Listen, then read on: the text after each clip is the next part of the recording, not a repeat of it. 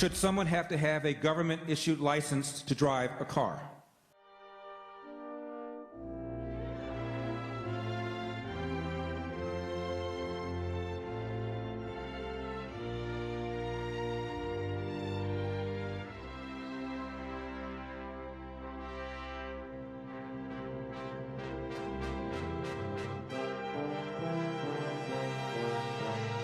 Hell no. What's next? Requiring a license to make toast in your own damn toaster?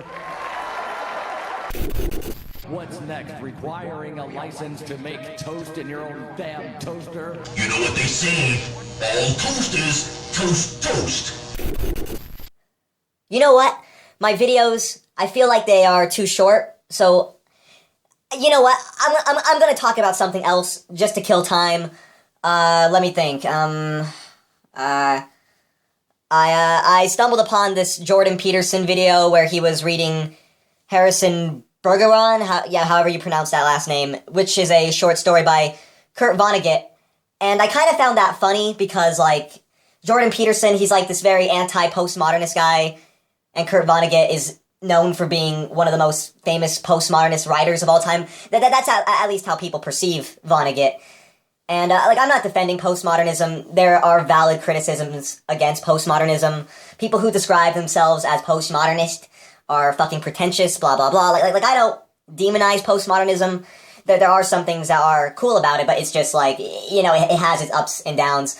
And, yeah, so Peterson, he makes valid criticisms against postmodernism in some of his other videos. But, I don't know, in one of his videos, or somewhere, I recall him saying postmodernism is Marxist and nihilistic. And I don't know, it kind of got me thinking, like, that's kind of an oxymoron, because, like, what nihilist gives that much of a shit to, like, force people not to eat and produce? Like, I don't know, like, I'm not defending iCarly Marx or epic Rick and Morty nihilism. They are both bad, but it's kind of like, just because they are both bad, I wouldn't put them together, like, you know, it feels like you're just stacking buzzwords on buzzwords.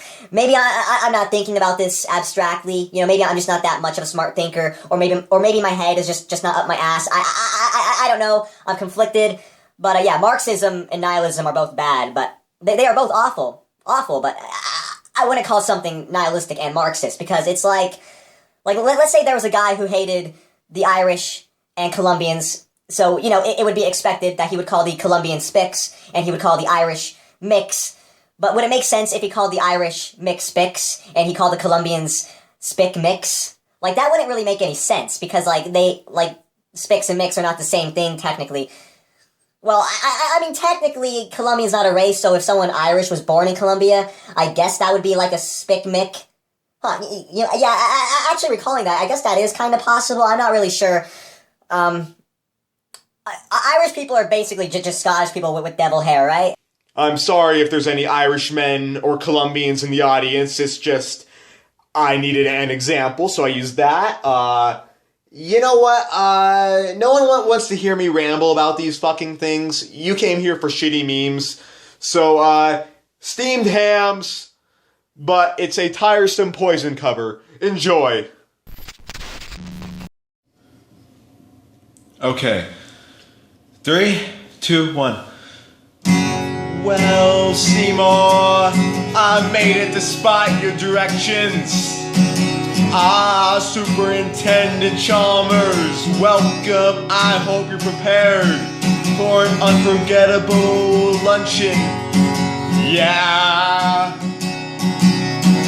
Oh, Erods, my roast is ruined. But what if I were to purchase fast food, disguise it as my own cooking?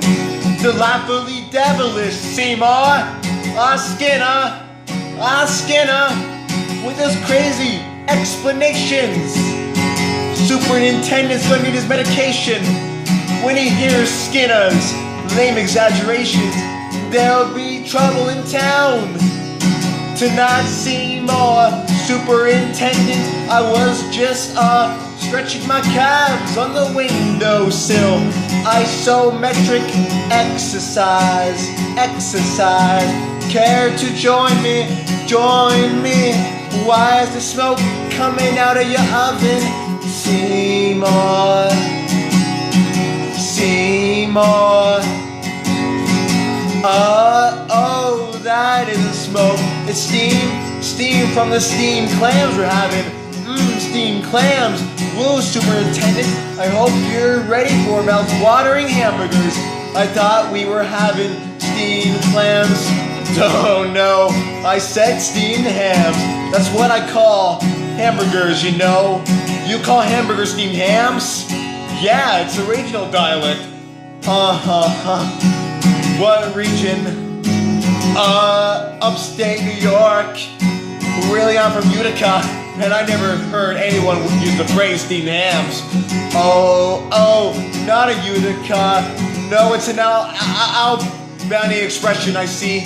You know, these hamburgers are quite similar to the ones that have a Krusty Burger.